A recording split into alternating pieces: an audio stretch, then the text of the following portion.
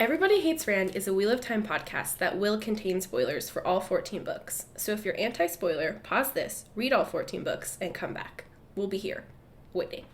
Our title is a joke and is meant to be taken as such. In the context of this podcast, everybody refers to us and our cat. You are free to feel however you want about Rand, who is a fictional character. Don't DM us. The world is a mess, Dark One stretching out his hand. The dragon's reborn, the fire's been fanned, but everybody hates Rand. Everybody hates Rand. Everybody hates Rand. Have you heard that? What's going on Twitter? Okay, there's so many things for us to address. That is true. But have you heard that thing on Twitter that was like the LA Times or someone published an article about how celebrities are getting into podcasting and it's ruining podcasting or something like that? No. I didn't read the article. I've just been seeing all the podcasters who I follow on Twitter respond to it. Saying they are? What, that celebrities are ruining podcasts? Yeah, or that they aren't ruining podcasts. What are the podcasters saying? I don't know. Here's what I want to say, though. If Sir Ian McKellen or whoever wants to bite the bullet and take over talking about Wheel of Time, then I, like Thanos, will retire to a planet distant from here. My work done. Bitch, I won't. Okay. Ian McKellen cannot come for the space that I have carved out for myself in the podcasting community. I fight tooth and nail every day to produce relevant media for the people, and Sir Ian McKellen cannot come in on his years of Shakespearean theater and say that I am irrelevant. I will not accept nor allow it. I think I knew that this is where this conversation would go. I don't think Sir Ian McKellen cares about Wheel of Time is the good news. Well, but if he did, I kind of would want to hear what he has to say about it. I would want to hear what he wants to say, but I would not retire. You I can't guess. break EHR. We're going all 14 books. If you leave, that's fine. Get a new co-host. Put Tibble in front of the microphone. Ian McKellen could be your new co-host. No, one of us. I'm the whimsical one. I can't give that up. Oh, you think Ian McKellen would be the whimsical one? You don't think he would? I don't know. It's Wheel of Time. Who's to say what he has to say about it? Would he be whimsical, or would he be, like, really serious and bring some hardcore analysis? What are the other things we have to talk about? Oh, yeah, Spider-Man is dying or something. That's what you lead with, not the Wheel of Time casting? I was kind of moving in order of irrelevancy. Oh my god, today. he meowed at 7:30 a.m. I'm a fucking Christ. oracle. The Oracle of Delphi is here. High and ready to party. By Yeah, I'm predicting pretty our high cats. on life today. I'm in just like a good mood. That's good. As Yeah. we've discussed, one of us has to be manic at all times, or this podcast doesn't work. Come here, Goodbye, Come here, little Tibble. buddy. Let's just sit for a minute. Ooh. Punched Emily in the chin. He always does this. Hi. What if you just chilled? Oh, we're supposed to share our studio today or something. Because it's part of a Patreon thing. What? It's part of a Patreon thing. I'm gonna take a picture of... Put Tibbled up to the microphone. It'll be funny. No, it won't. Yes, it will! This is the best picture of all time. What are you talking Show me.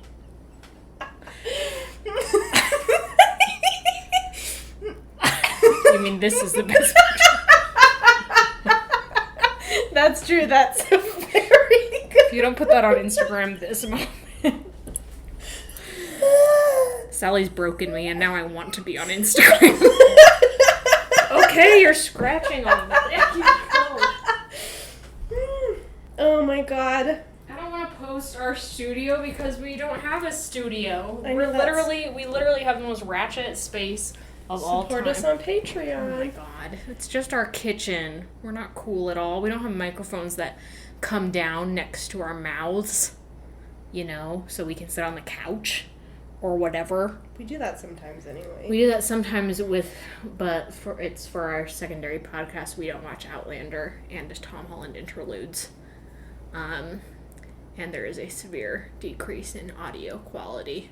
That is true. But there's an increase in sexual chaos. That's also pretty true, yeah. Okay, so I guess we do have to talk about the wheel. Oh, wait, no. First, because it's 6 minutes in and I cannot do another 10-minute cold open, this is Everybody Hates Rand, your friendly neighborhood Wheel of Time podcast. We are Emily Jushaw. We are Emily Jushaw. And Sally Goodger is what I was hoping. Emily Jushaw. No, Emily Jushaw is not a collective.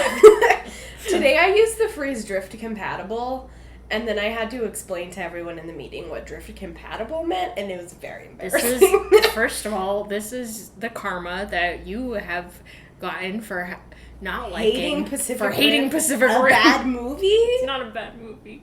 It's not a bad movie. It is a movie that did not appeal to my aesthetic sensibilities. But I do really like the term drift compatible and like the way you think about that, which is why I used it. And then had to explain what a huge fucking nerd I am. It's interesting you should say aesthetic sensibilities, because what appeals to me about Pacific Rim is the aesthetic sensibilities. For example, everyone is wearing post-apocalyptic knitwear. Mm-hmm. It's very nice. That's very big for you, I know. Yeah, I do love that. It's either post-apocalyptic knitwear or post-apocalyptic leather, per Mad Max Fury Road. Either way, I like a post-apocalyptic wasteland. You know? I know you do. Yep.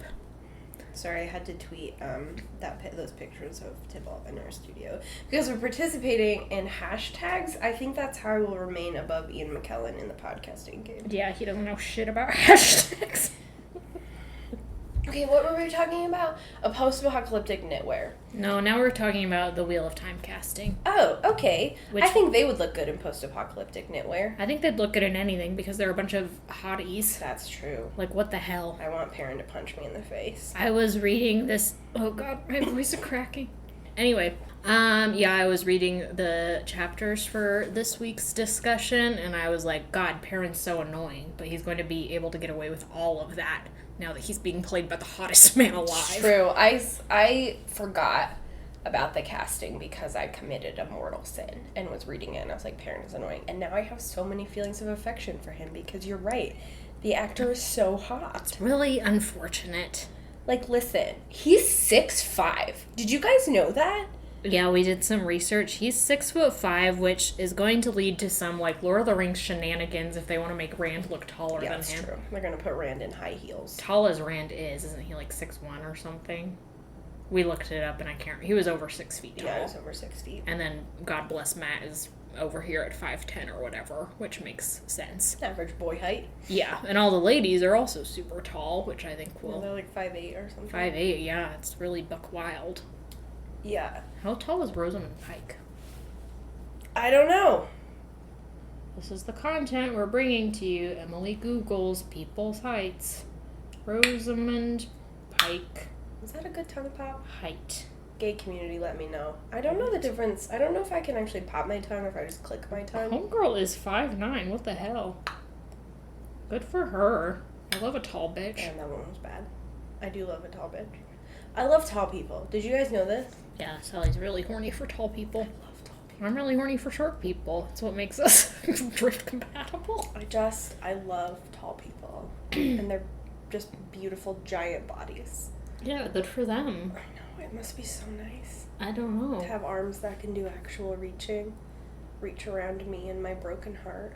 You know? Oh, that got really... Yeah. That reached a level of existential despair that I wasn't expecting this early on. Anyway, Perrin is super hot. It was really offensive. I've actually, I saw the casting for Rand, and I was like, yeah, this makes sense, you know, like... He's your average Scandinavian-looking motherfucker, white boy. Cammy described him as, emo boy hot, and I was like, yeah. Yeah, Cambria really knows how to describe men. It's one of her talents, I've noticed. We should get her on the podcast again, because she's a delight, and just have her describe men. Definitely should, yeah. How do you visualize each and every man? Yeah. Anyway, yeah, that's a good point. He is emo boy hot. Yeah. You could really picture him listening to Linkin Park. Yeah, and just, like we just read the scene where Perrin walks in, and he's just, sitting on the bed, covered in blood, and Perrin's like, what the fuck? Yeah, and he's literally covered in blood, post-Carrie's prom, covered in blood. And Perrin is like, boy. Perrin is like, Jesus fucking Christ. Yeah.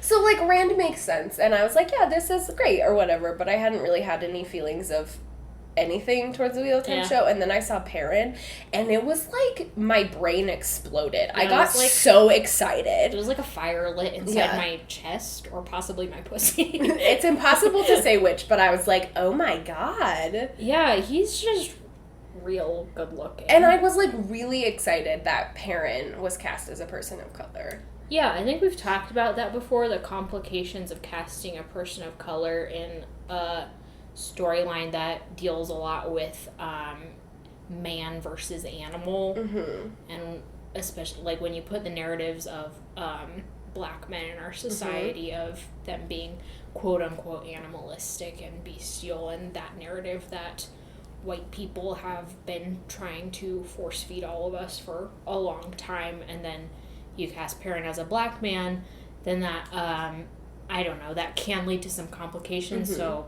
obviously I'm hoping they're very sensitive about it, but I don't know, I'm just really delighted that there's people of color in the main cast. Yeah. And I don't know. So I didn't mean that to be a downer, I just was thinking. No, I hadn't even thought about that. That's a really valid point. But I think that having him be a person of color will bring more nuance to what is a very unnuanced plotline otherwise. Yeah. As we've talked about, Perrin has literally the most boring shit of all time to deal with. But now you have Perrin, who just optically is a much more interesting character. Mm-hmm. And it's just really cool to think about him, I don't know. Being that hot on the screen. It's a crime. Imagine him, like... I hope Faye's really hot, too. Oh God, I hope she's literally, like, the hottest. I know. Now I'm just pissed because I want to know who they're casting as everybody. Like, where's Ruark? I know, but, like, they're not going to cast these motherfuckers. Oh my God, I know. I know, I'm just, like, I want to know, too. But I'm really frustrated that they're not going to be casting, I don't know, Avienda for... years. I know, it's actually genuinely and Gaul? Come on, Gaul? What Listen, are we if talking they don't about? actively cast someone who's 6'9", I will riot. Yeah, that's so true. Anyway, Perrin is really hot. Rand is good emo boy hot. Nynaeve is beautiful and powerful. Beautiful. She was, in fact, a Power Ranger. That's one of her IMDb credits, and one of the first things Devin said to me. When the Wheel of Time casting was coming out, I was having 3 simultaneous conversations. One with Sally, one with my coworker Ashley. God bless her soul for going along with my mania in that moment. And one with Devin, friend of the podcast / my best friend Devin. A good boy. Who genuinely this entire time has been like, what do you think about all the Wheel of Time casting? Because he doesn't read Wheel of Time, he doesn't know shit about Wheel of Time, but he's supportive. That's a good boy. And he also, I think, will really get into the Wheel of Time show. So when Rosamund Pike was cast, he was like, how do you feel? And I was like, I literally don't care. And he was like, how do you feel about this? And I was like, I care so much! And he was like, yeah, it's really cool. I wish that Rand was a person of color, too. And I was like, no, actually, he's the only one who's canonically white, because he's descended from the crazy Irish-Russian people. And he was like, Irish-Russian? And you were like, yes. Yeah, it just sort of became like a series of, random letters after that. I was like, I can't explain it, but that's what happened. You have to read Dune to really get it. To really see Robert Jordan's plagiarism. Anyway, Nynaeve is beautiful as hell. I'm so happy her hair is in braids. I hope that is a thing that they do. Yeah. Rather than styling her hair to be in one braid, that they just have her be in braids. Or they could do braidception, have her be in braids and then they're braided. Ooh, that would be super fucking cool. Yeah. God, I just love her. I know, she's so cool. I also experienced a period of deep mania that I had to project onto my coworker Gethin. Yeah, God bless Gethin. Not friend of the podcast, but friend of my heart. I feel like Gethin's a friend of the podcast. Yes, I mean, he's a friend of me who hosts the podcast, whether or not he listens. That's all it takes, really. He's an absolute treasure. And I, maintain a pretty cool cat facade at work. Yeah, you do. Because I have to, keep it mellow. Mm-hmm. Otherwise, I'll probably get fired.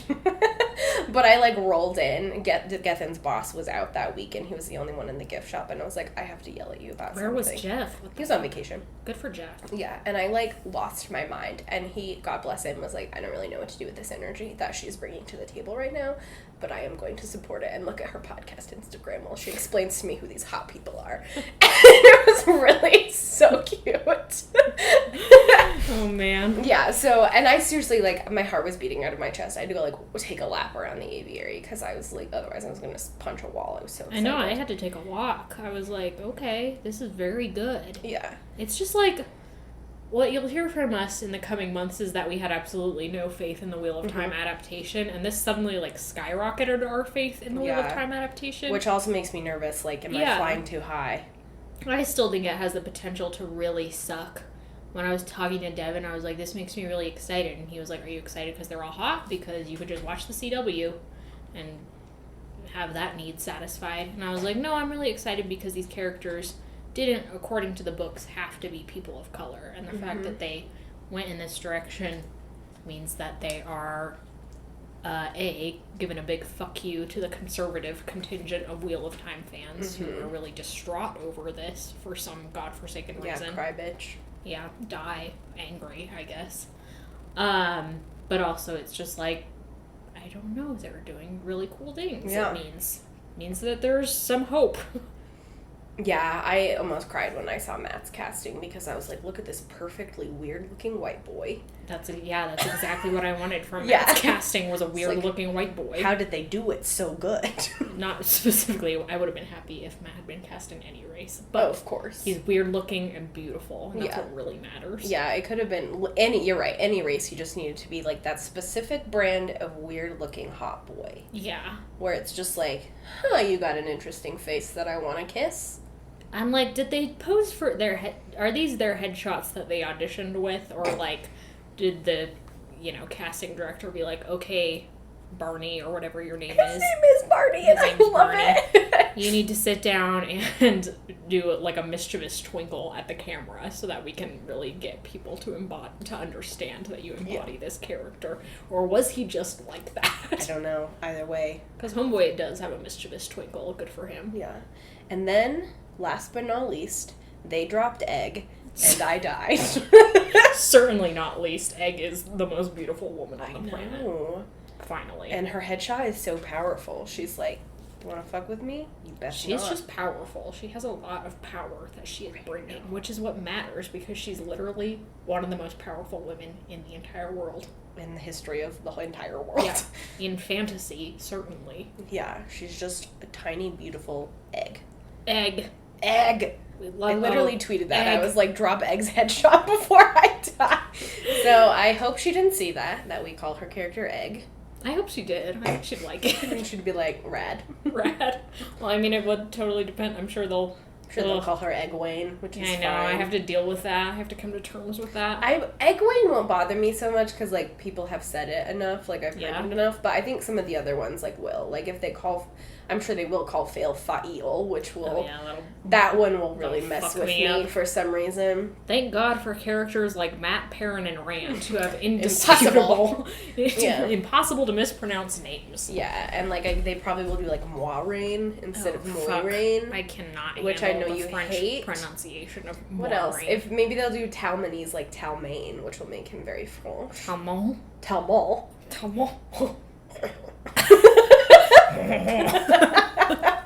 I want a baguette. Was that racist toward French people? I'm sorry. Anyway, I'm super excited. I want them to drop more characters immediately before I die. Yeah, I was a little surprised actually that they didn't drop Lan. Me too. I mean, maybe they're holding out to be like, surprise bitches, it is Keanu Reeves. It is Keanu Reeves. And then I would fly to Prague immediately and be like, what, I won't even need to be paid, just give me a job and I'll do it. And I'd be like, I will provide donuts to these people. I don't fucking care. Yeah. If Keanu Reeves is there, I would be there. Yeah. Could you imagine if it was... I bet Keanu Reeves would have to get so fucking swole for that role, too. Keanu Reeves would single-handedly save Lan's character. That is true. I know everyone's big on Lan, whatever. Well, less so now. But all the Robert Jordan faithfuls are like, yeah, I want to suck Lan's dick because Robert Jordan wanted to suck Lan's dick. And I'm like, no. Unless it was Keanu Reeves. And then I'd be like, yeah, get me... Then catch me on my knees. Yeah, exactly. Ready.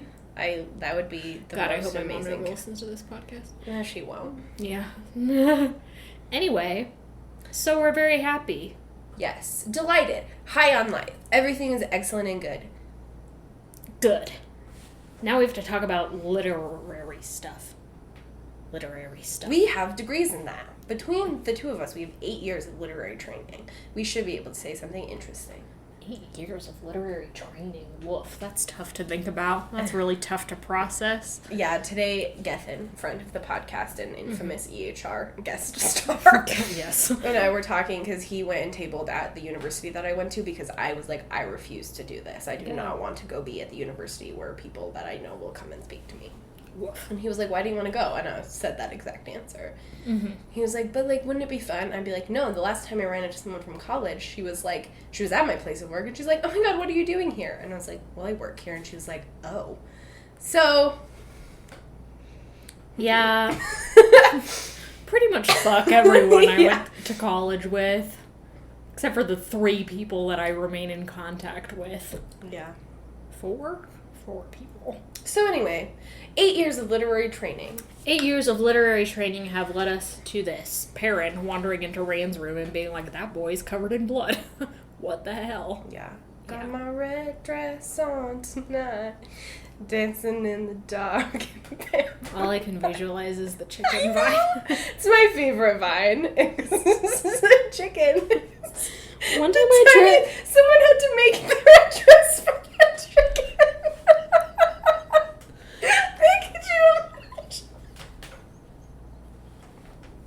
I'm so sorry, but could you imagine measuring the chicken?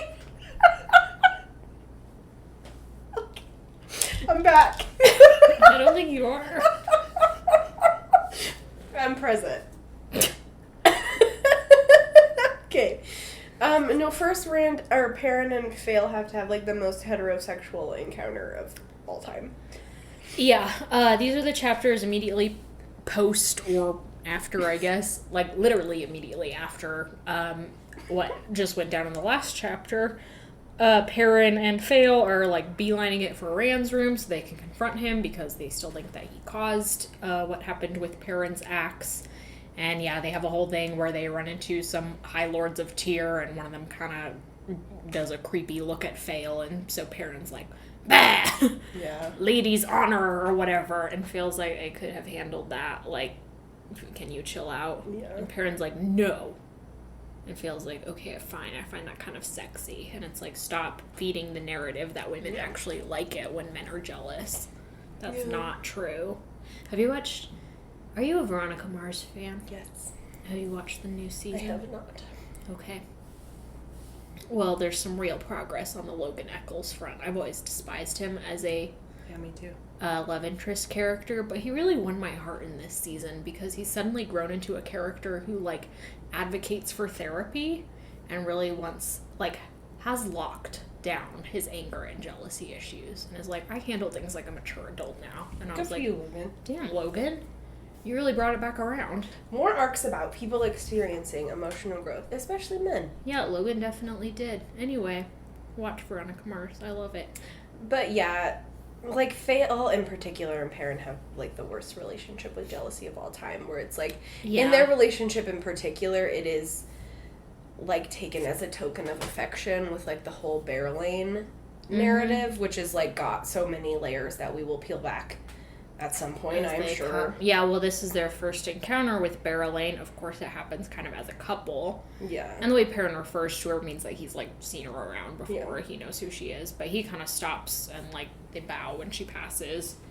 But he stops and, like, kind of does a double take because she smells, like, really gross fear to him. I'm just terrified. Which I forgot to track the progress of Perrin's sudden, like, nose. Yeah. Sixth sense for smelling people's emotions. The, like, mood ring that is Perrin's nose. Oh my god.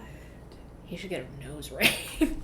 Oh my god, if they gave, what is his name, Marcus Rutherford, hottest man alive, a nose ring, I'd be like, suddenly Perrin is my favorite character. I know, that would really add a level of personality to him. What if he got, like, one of the, like, not, like, one of the side ones, but, like, in the middle, so it's, like, a bowl. You get a, like, young bowl. Get it. Somebody draw this for me.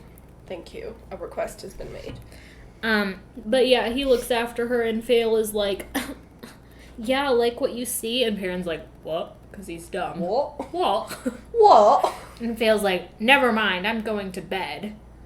And Perrin's like, okay, I literally do not understand what just happened. Yeah. And Fail's like, oh, okay, well, that's kind of sweet, but goodbye, I'm still angry. Your innocence is so charming, but it's fine. Jealousy with them is like, it's an acceptable thing for Fail to Fail, the way, it's just like supposed to be a cultural difference. Mm-hmm. That to Fail, it is like a term that it's some form of affection, that people are jealous of each other, that you bring these big passionate emotions to your relationship. And to Perrin, and I think Perrin has the mentally healthy stance on this, or he should, or, culturally, that's where he's coming from. It's like not necessarily a good thing. Yeah. You're certainly not supposed to vocalize it and be like blatant about it. I don't know, but it's just like bad. Yeah, I also really, this is another, like, narrative that I hate that Robert Jordan enforces, that in this section, Perrin's like, yeah, everyone says you can never understand women because they just speak in these different languages, where, like, the issue is that, like, women are not taught that it matters that they voice their concerns and desires, because their concerns and desires don't matter. So the expectation is that people aren't listening, and we, like, reinforce that narrative. Yeah. And it's like a bad behavior, and it's like you should communicate what you mean. Yeah. Just the whole men are from Mars, women are from Venus bullshit shtick that Robert Jordan is trying to cram down our throats is so boring. Yeah, the gender dynamics really, like, comes to a head in Perrin and Fail's relationship. Yeah. Where you can, like, see how it broke bad. Yeah. Because he does an admirable job of showing us, like, multiple perspectives. Like, he'll show us, like, Fail's perspective on this, and whenever she's talking, of course it seems more reasonable. Mm-hmm. Everything seems more reasonable from the character whose point of view you're inhabiting. And you're like, okay, I get it. But he also doesn't bring in the, like, cultural reasons that men and women have different, like, like you said, the societal things that enforce men and women the social conditioning that differently.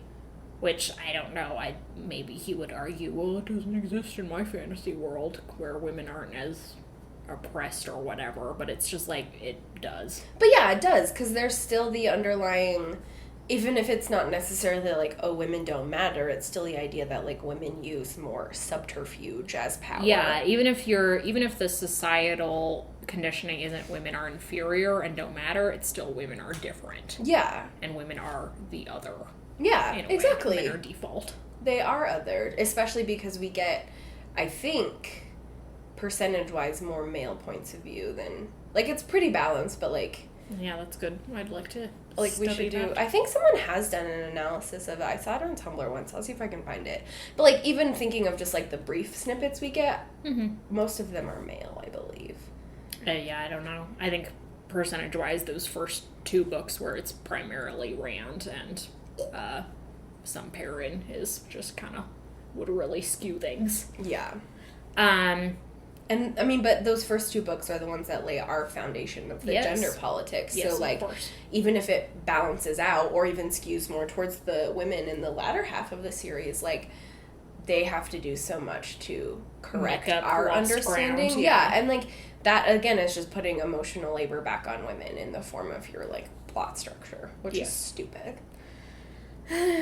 Anyway, Perrin gets to Rand's room, does another dumb straight male thing where he is, like, trying to get in and goes to, like, manhandle one of the maidens out of the way. Bane, I think. Mm-hmm. Yeah.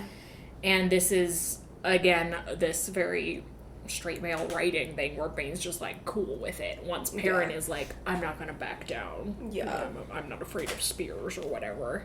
They're like, oh, this is kind of sexy. Do you want to play Maiden's Kiss sometime? And it's like, that's not how it works. Like, manhandling isn't fun. It's also particularly stupid that it's the first thing that Perrin reaches for. Yeah. In his problem solving. Yeah, because it's like, this is like the fourth time he's, like, just moved a woman out of the way. Yeah, Perrin has a particularly bad habit of just, like, moving women out of the way. Yeah. You rarely...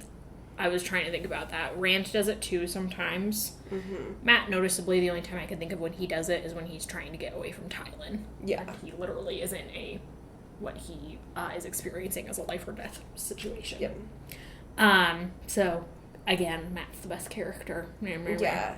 Well, and it also is, like this I don't exactly know how to get to this thought, but, like, Perrin and Rand are so much more physically present than Matt is. Like, Matt is a small boy, and so, I don't know, maybe has more of an understanding of his body in relation to people. But it really bothers me, I guess, and what I'm saying is, like, how Rand and Perrin are allowed to use their physicality as a weapon, which men do, for sure. Yeah, and it's interesting because we're told, Perrin tells us, but then immediately undemonstrates that he is really conscious of his body and his physicality. He talks about that. Yeah. Like his first point of view.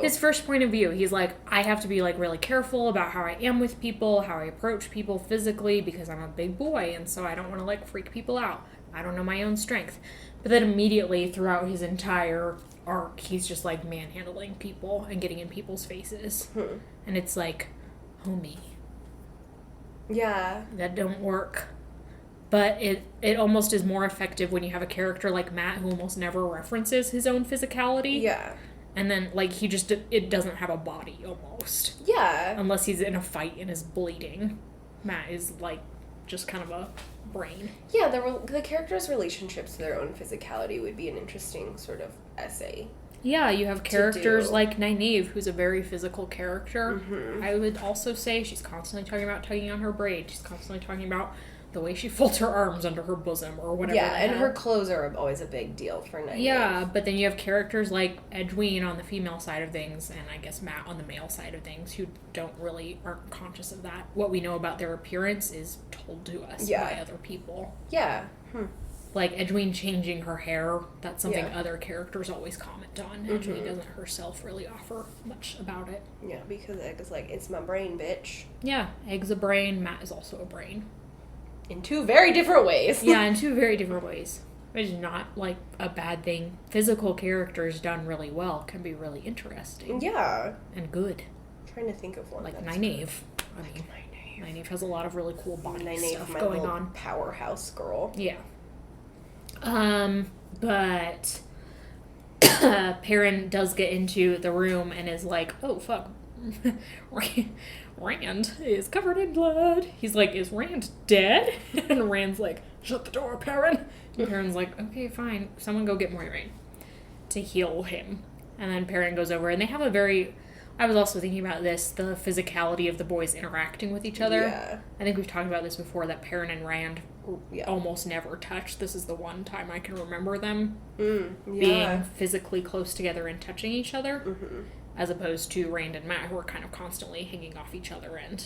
Yeah, in various states of ailment, or punching each other. Yeah, or punching each other, like, which, again, is funny, because you would think the two most physical characters would go head-to-head, but... There's Matt. Matt's almost so connected to his body that he just, like, doesn't process it, I guess. Yeah. Which it makes sense. It just means he's comfortable in his own body in a way that... Yeah, no, I like that analysis, because usually, like, we've talked about how Matt is a character who, like, punches walls without realizing it, or throws up without realizing it, and my first instinct would be to read that as a character who's, like, not connected to their body. There's, like, a disconnect between mind and body, but the idea that, like, it's all just kind of, like, one system is interesting, especially because Matt... Yeah, I think that just makes sense. Matt's narrative is always so cohesive to me. It always makes so much sense. Yeah, there's never really a delineation between Matt's mind and his body, the way that there often is with Rand and Perrin. Yeah. And some other characters. Those are just the two that most... So yeah, in a way, Perrin saying he's conscious of his body does make a little bit more sense, because, yeah, he does consciously think about it. He just is kind of bad about it. Yeah, it's like... Today I was reading this, Instagram page that I found. Is called, like, The Holistic Psychologist or something. I don't know. But they were doing, like, side-by-sides of, like, what is emotionally healthy and what isn't. And it was just the idea that, like, one of them that reminded me of Perrin was, like, in bad situations, like, I tell other people why, which is, like, the bad thing. It's, like, explaining away your behavior instead of, like, asking myself why. And I think Perrin just, like, is like, oh, I'm a big boy. Instead of being like, oh, I'm the big boy, how do I, like, navigate the world in a responsible way? Yeah. I'm a little rambly today. Did you know? No, that's really interesting. I like that we finally come to a cohesive way to explain Matt's weird presence, physical presence. Anyway, Perrin is, like, trying to bandage Rand up and is like, what the hell? What the fucking what happened to you? They have I can't remember how their conversation goes. Perrin kind of is like, oh, fuck, if, like, this happened to both of us, then probably, or he says, Rand, what did you do? And Rand's like, oh, it wasn't me, it was the Forsaken. Because that's Rand's assumption. And Perrin's like, oh, shit, well, then Matt's probably fucked up, too. And it's interesting, both Perrin and later Moiraine think of Matt and then are like, well, I can't do anything about it. Either he's dead or he's fine, and I just, like, can't do anything. Which is so interesting because we're told that these people are friends. Yeah. But, like... Do I believe it? I just don't believe that Perrin... Like, I believe they have lingering affection for each other, but, like, if one of my friends... If I was like, shit, something just happened to one of my friends, like, I'd want to go in. Yeah, I wouldn't be like, well... Devin is dead or he's fine. I don't know. Yeah, like, seriously. Someone is like, Devin might be dead. I'd be like, take me to him? Yeah. I would like to know. 911? Is Devin okay? Is Devin okay? I hope Devin listens to this episode and knows that he's my go-to as friend stand-in. Yeah. But it's also, like, very funny later when Ruark's like, I saw Matt going this way, but not to the stables. He's not running away. I know, Ruark is hilarious in this scene. Yeah, you have Perrin there with Rand, and then you kind of have these people trickling in. Ruark comes in and is like, oh, shit's going down. Like, everyone's heard something's happened. So the whole Stone of Tears in a fuss. And then Moiraine and Lan come in, and Perrin has to comment on the sexual tension between Lan and Ruark. Could you imagine? Another way to redeem Lan's arc. I know, right? It's not 9/8. Just like Ruark. The gay dads. Yeah. Lan has a very good ale joke here, though, where he's like, I thought you learned how to shave, to Rand, who's covered in blood. Yeah. And Ruark's like... Yeah. That could be the moment they fall in love, but Robert Jordan is a coward. Didn't see it. Yeah, that was their big gay That meetup. was their big, that was their meet cute. Oh, they were just so hilarious. Ruark is my favorite character of all time. I know, Ruark is just like, hello. Yeah, Moiraine comes in, goes to heal Rand. First she's like, hey, you should hold the power because that'll help with the healing process. And Rand's like, nope, can't do it. So Moiraine's just like, fine, heals him. Gotta fuck you up, baby boy. It's terrible, as usual. Yeah. He's like, again, like demonic possession is happening. Yeah, there's very like throwing your limbs back, muscles visibly his cramping. Fingers like basically bent backwards, and Perrin's like, excuse me while I yak. Yeah.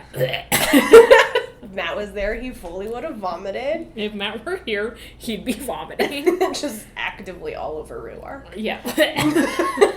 Dad. Oh, Dad. And Moiraine's like, okay, what the fuck happened? Moiraine is like, jumps to the conclusion that Rand did this accidentally to himself somehow. Mm-hmm. And Rand's like, no, it was one of the Forsaken. And Moiraine's just like, well, it couldn't have been one of the Forsaken. And then she comes up with her bubble of evil explanation. Mm-hmm. Just basically that the apocalypse is nigh, and unfortunately you three are, what's that word? Apocalypse. Ta'veren? Harbingers is the word I was going to say. But yeah, Ta'veren, you three are canonically main characters. Oh shit. So these things are going to be happening to you more than anyone else. And it's like, okay, thank you for that. I just love adding a little bit more mayhem to my already chaotic existence within this high fantasy story. Mm-hmm. Yeah, at one point Moiraine's like, is Matt okay? And Ruark's like, I did see him. He's alive. He was heading in the direction of the docks, but there are no boats in the docks, so don't worry about it. And Moiraine's like, I'm constantly worried about it. He is a wild card, to say the least. Yeah. Yeah, when Perrin's like, is Matt even okay? Rand's like, he's probably gone by now. He's probably gonzo. Yeah. And Perrin's like, it seems like you don't care. And Rand's like, I do care. That's why I hope he's gone. Yeah. Jesus Christ. Crying. Yeah. Bubbles of evil are whack, as we've said before. Yeah. I mean, if you really want to bring it down, it's like, Robert Jordan really needed something to spice up the more boring parts of the Wheel of Time narrative. Like, it's very convenient that bubbles of evil tend to happen when things are otherwise kind of boring. Yeah. When people are having downtime, when people are not in any major conflicts at that moment. Yeah. Things just sort of happen when he needs something to happen. Yeah, it's that forest of coincidences. Yeah. In a plot way. Also noticeably, I can't do the exact math on this, but I did sort of look it up. Bubbles of evil tend to happen more with the Aes Sedai and with Perrin. And a little bit with Rand. But, like, Matt tends to have more rare instances of bubbles of evil than the other people who I think have less action-driven plot lines. Well, and also, like, bubbles of evil, while they do function to add some drama to the stale toast that is Perrin's plotline, also, like, they do function to, like, alter the logic of this world. Like, the ground rules that Robert Jordan has set up, these, like, intrude, like we talked about last week, to, like, change things.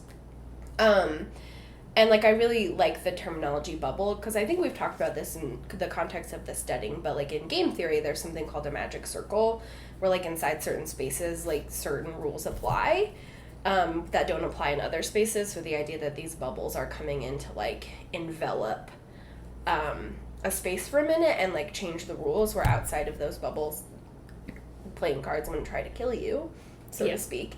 Like, in terms of that happening in the plot, it does kind of make sense it wouldn't happen to Matt, because Matt's story is already so buck fucking wild that, like, it's hard to make it more crazy than, like, being hanged and, like, having magic gambling powers and, like, all this crazy, like, Matt's scenes, like, the waking up in Vegas, breaking out of Tarvalon sequence is, like, crazy. Yeah. And, like, but Rand and Perrin don't really have those. I guess Rand, to an extent, with, like, his fading grip on sanity, might get a little bit more liminal, but Perrin, who's like, I am a heterosexual cisgender man who likes marriage and axes. And wolves. It's like, okay, let's, like, add a little chaos into that narrative. Yeah. Spice it up. Stale toast. Put some cinnamon on that. Ooh, make some cinnamon toast. Anyway, we'll talk more about bubbles of evil as they crop up, because they continue to be a wealth of interesting things. They're really neat. I just think they're neat. We then hop over to Tom's point of view as he is actively forging a letter. And as he tells us he is stationed in the servants' quarters, he is pretty much here just to spy and watch out for Rand. He feels like he is Moiraine's equivalent in terms of keeping Rand alive in an otherwise really complicated political situation. He's kind of like, I've got the experience, I've got the know-how, I've got the bard stats, I'm here to keep Rand alive and more or less give him an option other than an Aes Sedai to sort of protect him. And it's all very subtle, and no one really knows what I'm doing. He talks about, he's like, when Matt asked, I just was like, oh, I don't want people to know that I arrived with an Aes Sedai. And he's like, Matt hasn't really questioned further into that, because of course that just makes sense as an explanation. Matt being Matt is what Tom says. Matt being Matt. Completely understood that. Completely understood, and was like, I too would like to leave. But Matt shows up, and they have a very kind of cute conversation wherein Matt is like, I am just so frustrated because I want to leave, but I feel like I can't. Like, I have this sense of anticipation that something big is coming, and I can't walk away from it. And Tom's just like, shrug emoji. Yeah. My favorite line is when Matt's like, if you say to Varen, Tom, I'm leaving. Which is like... Tom's like, have you considered that? And Matt's like, no, fuck you. I'll fucking kill you. Varen's like, that Rand is your friend, and you don't want to abandon him. And Matt's like, no! Literally, no. We don't even like each other anymore. What are you talking about? Have you seen us interact? Exactly. Yeah. We don't like each other anymore, Tom. Come on. It's over. Up. Yeah. Our boy band broke up. Yeah, One Direction. Rand is Zayn, and he left. He fucking left. And then Matt is the other one. Matt is the other, which you would, doesn't... But okay. It also does make sense, because everyone's like, the Forsaken will be like, we have to kill Rand and the Wolf Boy, and Asmodean's ghost comes up, it's like, what about Matt? They're like, we can't fucking find him. As Tom says, Matt is very good at sneaking. Yeah. It's hilarious. I love this chapter because Tom's feelings of affection towards Matt are just, like, palpable. Yeah. He's just like, here's my dumb boy. I love this dumb boy who I also owe my life. Yeah, he's like, I owe him in a way, but also... Like, it's so cute. Matt just kind of storms in, and Tom's like, all right, let's play some chess, fantasy chess. We're gonna calm down. Talk to me about whatever girl troubles you're having. And Matt's like, I'm dating 3 women at once, Tom, so I don't know what you want to say about that. I don't know. We're already over time, and I'm going to have to cut things out. But I did want to mention that in these few chapters, we are... collectively heading toward entropy. This is sort of the vibe of the beginning of book 4. And it is the mode that each of our characters is placed in, and they now have to struggle to rediscover some sort of direction or purpose. Like, they're literally all just kind of like drifting apart. And now all of them, Perrin's going to go back home, and then just sort of, that's where his plotline is going to be. Like, everything that happens to him starts in the Two Rivers. Similarly, Matt and Rand are going to Ruidan, and everything that happens with them starts there. But this entropy is really affecting the points of view. There's typically a point of view hierarchy in Wheel of Time, which is what happens, which is why we have Rand as the primary point of view character in books 1 and 2, because he is our, like, top tier point of view hierarchy. We only get Perrin's point of view when Rand is off screen, etc., etc. But that begins to break down in book 3 when suddenly we're not with Rand anymore. We are now choosing to focus on other characters. But then it's particularly odd when we now get into book 4 and Perrin's talking in a scene where he's with Rand, and Rand could just as well be speaking. There's nothing preventing Rand from talking. Similarly, we're now with Tom, even though Matt's there, which is super odd. But, I don't know, it's just like we're now suddenly seeing all these characters from multiple points of view. Like, they're all kind of in glass boxes, and we're all just looking at them in a lot of different ways. Yeah. No, it's really interesting. And I was thinking about this, too, because, like, I'm a huge fan of scenes or even books that, like, technically place the primary point of view away from the main point of action. Like, I really love it when secondary characters are, like, describing interactions with main characters. There's something about it that's very, like, tender to me, and the ability to, like, especially Matt, who's, like, so not in his body. When Tom rolls in, he's immediately like, this is Matt. He looks very disheveled, and, like, his hair is crazy, and, like, he normally has this twinkle in his eye, but it's gone because he's stressed. And, like, we don't really, like, there's just fun to get that type of stuff. Yeah. Obviously, like, sometimes people write this way, but nobody describes the twinkle in their own eye. Exactly. Or they shouldn't. Or that's bad writing, folks. It's bad writing. Like, but yeah, I was thinking about the, like, function of it in Wheel of Time, because you pointed out the hierarchy of points of view when we were driving this weekend, and I was like, oh yeah, like, why in book 4 is this now happening? Like, and I think you're right in that the system is breaking down, and with characters splintering, like, as we talked about, the, like, structure of Wheel of Time is that our fellowship gets more and more and more and more and more fractured over and over and over again, until we're looking at, like, just a completely shattered mirror, as it were.